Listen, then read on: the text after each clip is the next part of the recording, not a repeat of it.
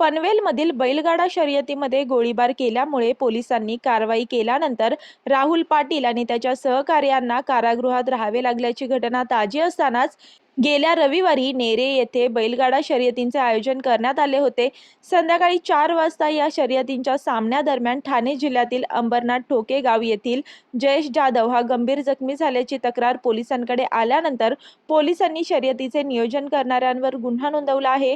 पनवेल तालुक्यामध्ये दर आठवड्याला बैलगाडा शर्यतीचे नियोजन केले जाते। शेतकऱ्यांचा एक मोठा वर्ग त्यांच्या हातची सर्व कामे बाजूला सारून शर्यतींचे सामने पाहण्यासाठी एकत्र येतात।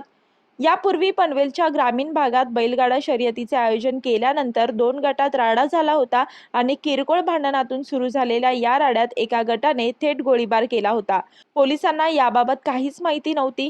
मात्र गोळीबाराची व्हिडिओ समाज माध्यमांवर फिरू लागल्यानंतर नवी मुंबईचे पोलीस आयुक्त मिलिंद भारंबे यांनी गुन्हा दाखल करण्याचे आदेश दिल्यानंतर पोलिसांनी पनवेलमध्ये विनापरवानगी बैलगाडा शर्यतीवर निर्बंध आणले होते।